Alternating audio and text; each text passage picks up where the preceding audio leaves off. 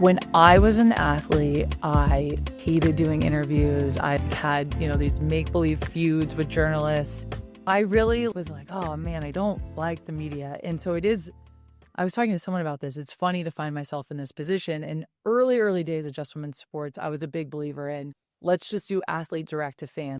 Let's get out of the way. I want to hear first-person interviews. I want to hear first-person essays. And I think there's a place for that. And I really like that type of content. I think what we realized early on is, every athlete has social media. They can be their own content creator. We love to be helpful and supportive, but that's not our role here.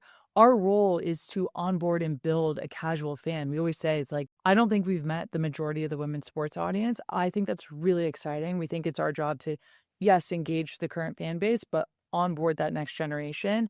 And for us, that does mean we have to be willing to cover the space and identify the moments that matter and deliver them in ways that are resonating with the audience and authentic. And there's times where, I think the athletes don't love some of the headlines and stuff, or they want certain headlines to go away.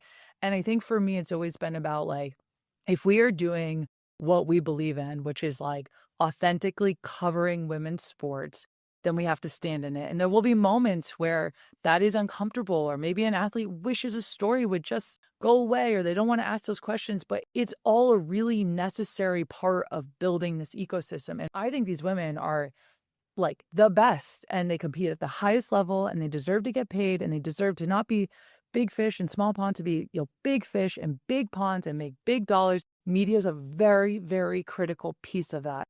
And so that's the role we need to play. That's the role I want to play. And I also understand when there's times where it's not going to love every headline. And I think that's okay.